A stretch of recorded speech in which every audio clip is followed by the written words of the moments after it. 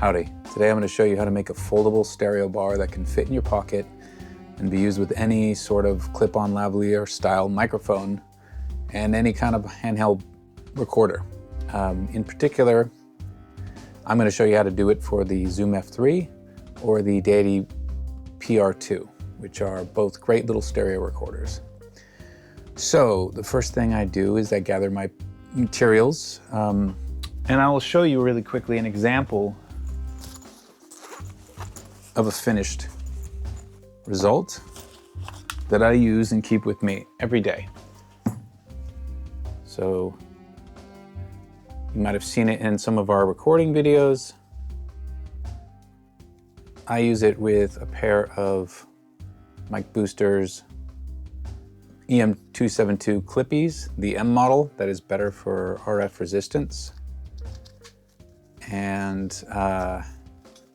it uses the Primo EM272J capsule, which is also available through Sonorous Objects, and I think LAM Uzi Pro mics use that same capsule. Not 100% sure on that, but that's what I've heard. So this is what the finished result looks like. It's a stereo microphone going to a single recorder. This is a 24-bit recorder, 32-bit in mono, but for stereo 24-bit, but that's fine for most practical things. This fits in my wallet. I mean, it's a little pouch wallet that goes on my belt, but still, I can keep this with me everywhere. The battery life on this is incredible. And then the preamps are very low noise, basically one of the lowest, if not the lowest, for a PIP, plug-in power input recorder. Also provides time code, which is handy to keep with you sometimes if you want to jam something to time code. All right, so how does this work?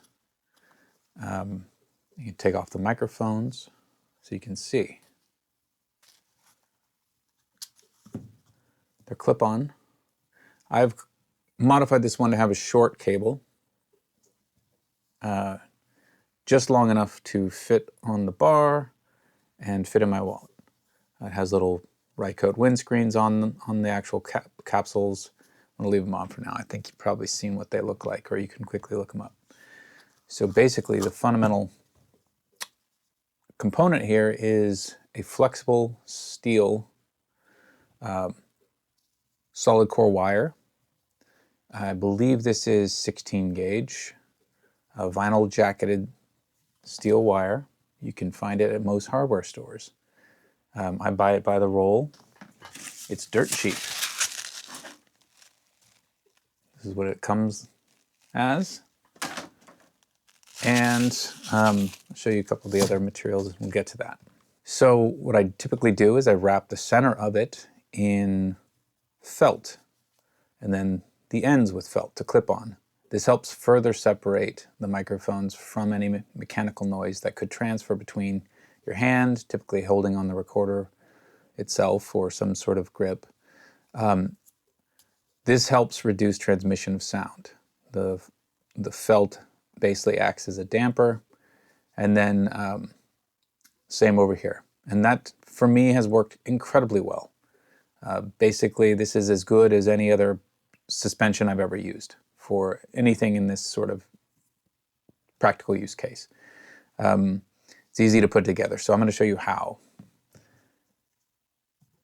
And by the way, a roll of this usually runs about 10-15 bucks in the US. It's, again, any hardware store is probably going to carry it. I'm interested in trying grounding wire, copper grounding wire, because I think it may be more durable over the long term to the repeated bending and unbending process. Right now we're using steel, and I have a lot of it left, so I'm going to keep using it until I've used it up. All right, so the other component is common felt. I think that's about 1/16 inch thick, standard felt, and then adhesive-backed Velcro. This comes in two rolls, typically, one for the hook and one for the loop. Most of what we do with this is the hook side, but we also use the loop side for other things because it's actually a useful kind of felt-like material that you can secure to surfaces, which is great. And then like click things onto it basically that have the other end of the Velcro adhered to them. Okay, so I've cut in advance. Basically, they will be the thing that the mics clip onto. For the middle section, I've cut a few extra because I just needed to clip onto this and basically act as some isolation here. So, well, hell, let's do that right now. All right, so let's just match this. We'll just use the same approximate length. You don't need a lot of distance, or distance, I guess length for this dimension. That's probably fine. Again, you'll see, this is actually a two-step process to get the felt to attach to the wire, which actually adds to the isolation factor, I think, quite a bit. I've cut these two pieces of steel wire, and at 14 and 16 inches, we're going to lose a little bit of this when we fold the ends to make the tabs that the mics will clip onto. All right, so I've cut my pieces. I've cut in advance these sections of this Velcro. These are going to be folded over to make the tabs at the ends of the wires.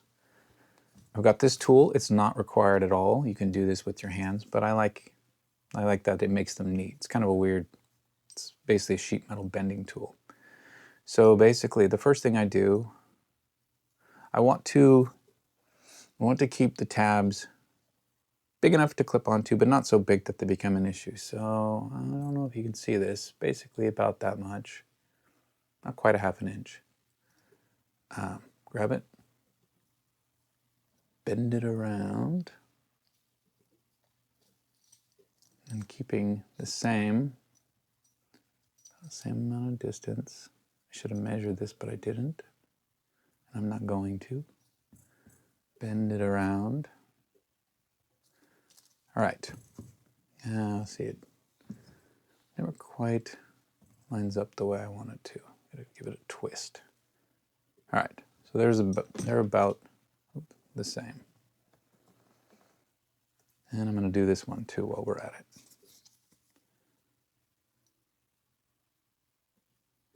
Keep this the same. Okay. So I've got my two stereo bars. Now I have to prepare them for the felt. So these two larger pieces I cut, I'm going to use for the F3. It's bigger. Let's make everything about a little bit bigger. I got more room to work with. Okay, so this adhesive-backed Velcro, very simple to use. Just very sticky, very sticky. All right, so I want to make sure I am folding it about the right distance to make a nice, neat fold. Pinch it together. All right, so the advantage of this Velcro, in addition to giving the felt something very sturdy to attach to, because once the felt's on this, it's basically not coming off. The hook side, it's very slight, but it creates an offset. So the felt doesn't actually ever really fully connect with this in any flush way. That little bit of physical separation, that gap, actually makes a big difference. And I will die on that hill because I've found in reality that I've used this in a ton of ways, and that has been a reliable truth. The Velcro actually acts as a standoff, which allows that extra little bit of mechanical separation. All right, so that one is done. We'll get to the rubber bands in a minute. Those are just standard hair rubber bands. Usually sold packs of 200 or so. They're dirt cheap. And they're very handy for anything sound related. Cables, whatever. Hopefully I'm keeping all this in the frame from above. Yep, still rolling. And I usually film myself, so you'll have to bear with me.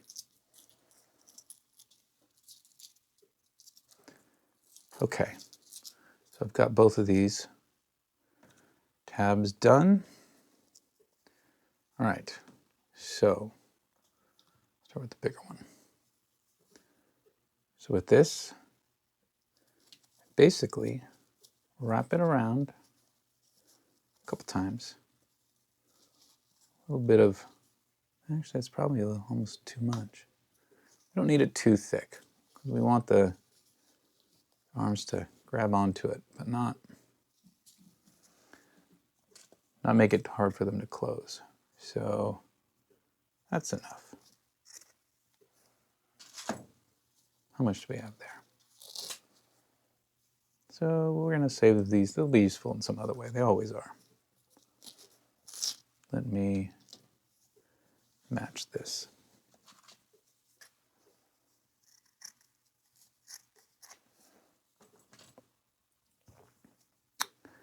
These actually, I think we won't even need these sections. We'll save those for later. Okay.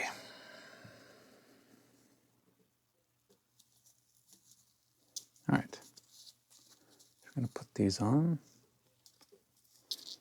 And once the rubber bands are on, this is going to be, it's not coming off. Don't you worry. The Velcro basically, when it comes to felt, almost acts like glue. Okay. So put these little rubber bands on.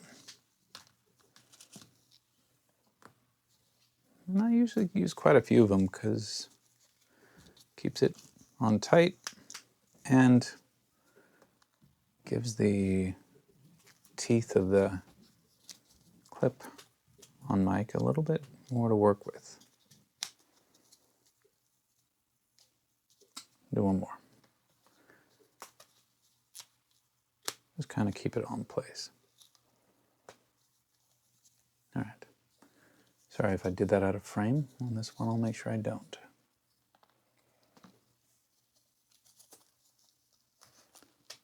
One. Oh, I'm losing rubber bands over there.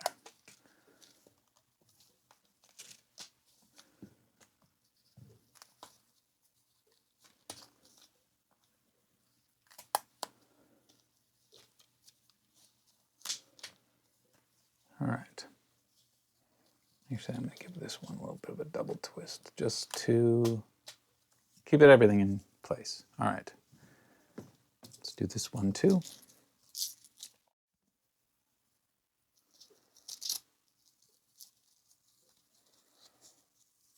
This is meant to be fairly, I won't say disposable, but kind of. All right, so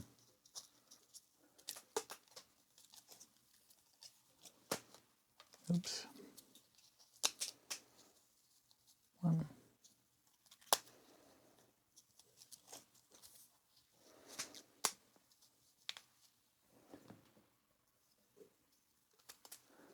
I don't need more rubber bands. I think I lost a couple along the way here.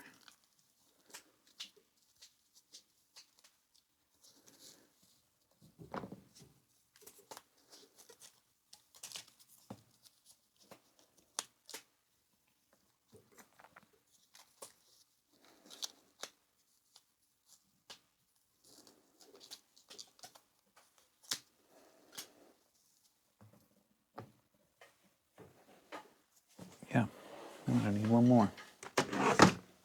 Oops. Infinite supply of weird bits and bobs. One more ought to do it. Two. Immediately lost it.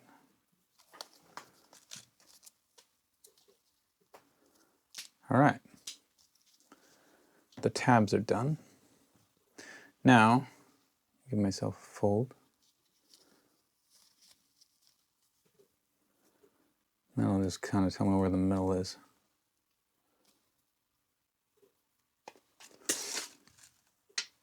End result, about 13 total, so 6.5 right there.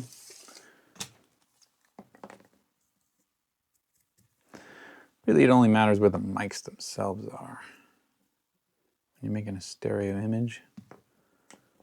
So this bar doesn't have to fold in any centered way. That has no effect. The mics being yay far apart, that's the key. Okay, so let us do this next phase.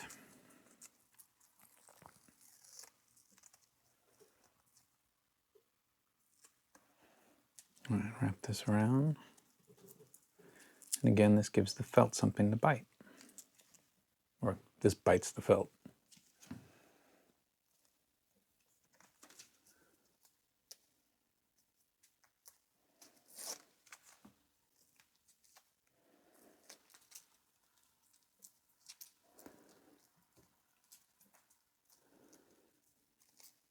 Just kind of pinch it closed.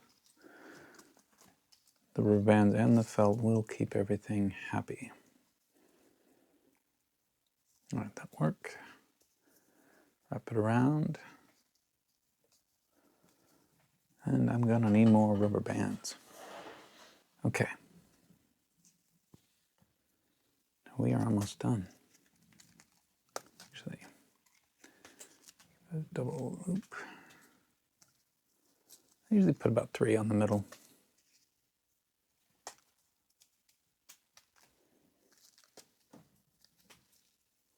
Okay, so this is the one for the PR-2. It's done.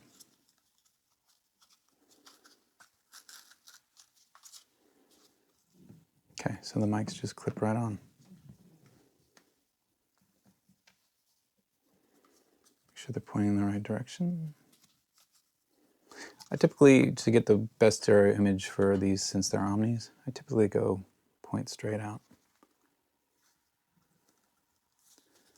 Can't really do that with cardioids, but with Omnis, not going to be any phase issues if they're pointing straight out. All right, so that's done. Basically, here, hold it any way you like. It's nice and rigid. I usually just keep it in my hand when I'm walking if I'm somewhere where I might record. But then it's easy to fold up. Nope, stop. 1, 2, 3. This has a countdown, so you don't accidentally start or stop recording accidentally. Shut it down. Okay, so this one's done. I'm just going to keep it ready as a spare. I'll get to why that is in a bit. First, let's finish. Okay, so for this, let me grab my F3. Okay, so this is my F3. I'm using a Immersive Soundscapes PIP adapter for the F3 and F6. It's a single block that plugs into both inputs, and it converts Phantom to, I think, around 9 volts plug-in power, which actually is good for the Clippies. They run on 5. They can run on as low as 3, but the higher the voltage, up to 9 or 10, the better they perform. After that, you know, you can't, any more than that, you can actually hurt the capsule, I believe. So I've heard. But this seems to help a little bit with dynamic range and maximum SPL. So I actually like using them with the F3 because this just makes a very tiny compact recorder. Now, to use this with it, I've actually made a mistake by putting this centerpiece on. So I'm going to actually take it right back off again, because we just got to do it a little differently. And I'll be learning here too, because my last configuration with this was a little bit more permanent and required taking the belt bars off, but this new configuration shouldn't require that at all. Oh, I lost another rubber band. So I'm going to actually remove the Velcro too, because for this I'm going to use the soft end to the Velcro for this alternative configuration.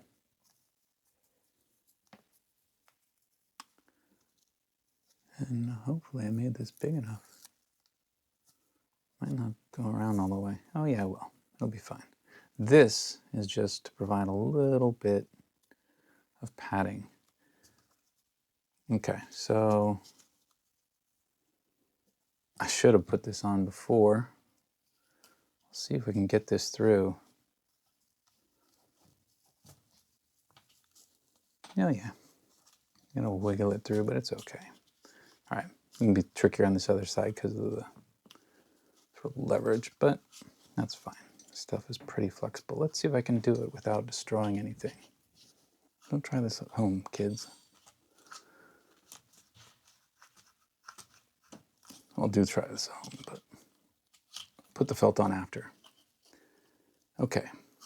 All right, so I have cut a little piece of metal with a little bit of a hook.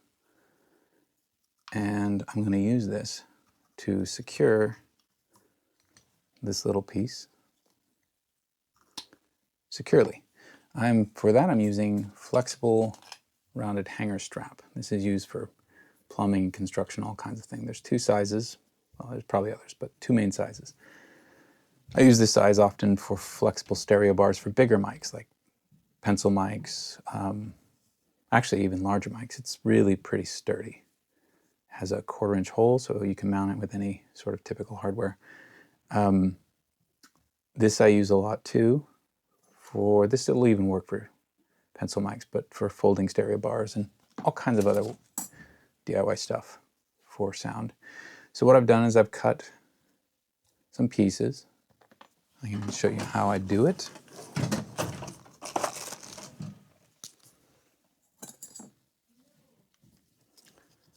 Cut the end. And then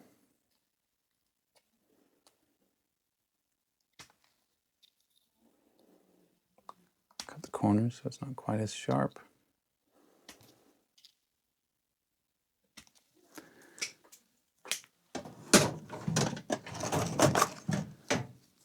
And then bend it on one side.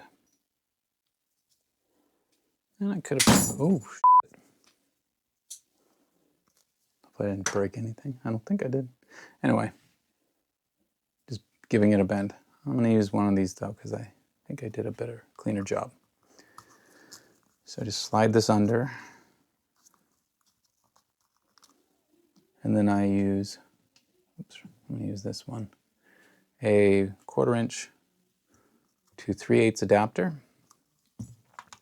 Screw that in. And of course I can take the adapter out of the bottom of this so I can secure this to a standard 3/8 mic stand or any sort of grip. So let me make sure I'm doing a good job here. I'd love to hear how other people might try similar sort of DIY experiments. All right, so that is going to keep it firm and prevent any handling noise. All right, this also keeps the battery compartment tab clear. All right. Okay, so now that's not going anywhere. And when not in use, you fold it up. Out of the way. Very convenient. And what I typically do with the mics when I'm using it in this configuration is I make sure that they're on the underside. It doesn't have any effect on the sound, it just makes it so when I fold this up, the mics are tucked in underneath. Okay.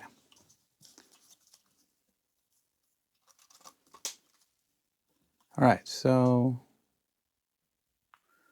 I love how Zoom recorders say goodbye. Very sweet.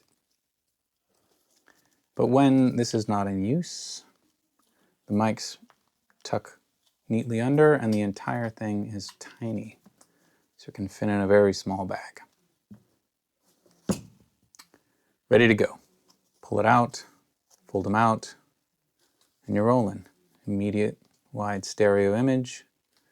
Obviously it's not as wide as you could get on a full-on mic stand, but you can keep this, I certainly could keep this in a coat pocket without any bag, ready to go all the time.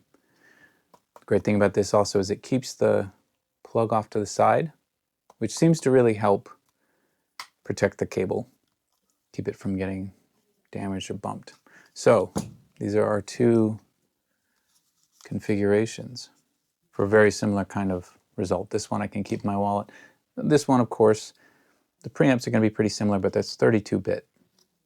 And I can drive it with a little more power with this, and so when I can, I take this with me. You know, if I've got a coat or a bag and I'm going somewhere I know I'm probably going to record. But this I never leave home without. The one downside is that the more you unfold and unfold this, eventually the wire will break or weaken. The vinyl coating keeps that from falling off. but it will no longer keep its shape. So this lasts probably usually each one, if I'm recording frequently, you know, it'll last basically maybe 20 outings, you know, if I'm recording, folding and unfolding it a lot. But it's really easy to make these things. I mean, I just made 2 here, but if I just needed one, you know, it'd probably take about 5 minutes if I'm not showing somebody how to do it. Just quickly do it. The parts are really cheap. So basically I can make enough for years of stereo bars on just one roll, Velcro, and then maybe a yard of felt. Certainly cheaper than any other solution. Works as a integrated shock mount, and it does work well. So yeah, as I said, I do want to try copper grounding wire. Annealed copper wire, I think, tends to be able to be flexed more often without weakening, but I won't know until I try it. But yeah, you'll see it in our videos. We use these a lot. It's just great to have with you. Obviously, when you can go out and you know what you're going to be recording and you can bring a full kit, a blimp, or any sort of rig, that's always going to be better. These mics have great low noise. You know, 14 dBA is excellent. You know, and they sound really good, but you're going to get more performance out of a dedicated proper pair of like pencil mics, you know, like Rycote or Neumann or Sennheiser. Dedicated field recording mics are going to be superior. I even like using, for cardioids, Zoom ZPC1s. They have very low noise, really, really excellent sounding mics for cardioid use. They're really inexpensive, and I'm probably going to get some heat for saying that, but Zoom made some really amazing cardioids, and so I'd hope that in the future they make Omnis to go with them. But they definitely do deliver on that 12 dBA noise spec that they advertise.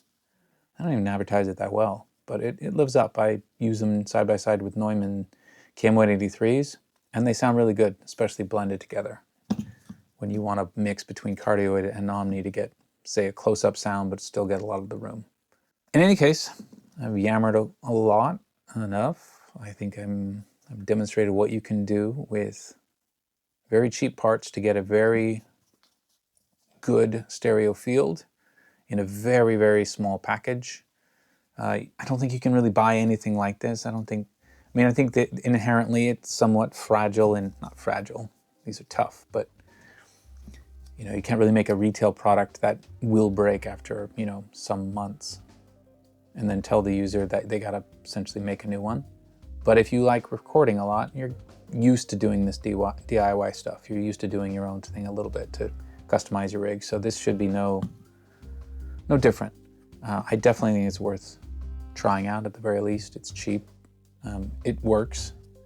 These do work as shock mounts, so I find I get way less handling noise than even if I use dedicated lavalier mounts, like the standard ones you can buy, because the entire thing functions as a shock mount. And then you have mechanical separation from all hard parts. By the time any vibration gets to the mic, it's been so muted, you're not gonna deal with it. Let me know what you think. Let me know if you think I'm insane. Thanks for watching. Hopefully this was at all useful for you.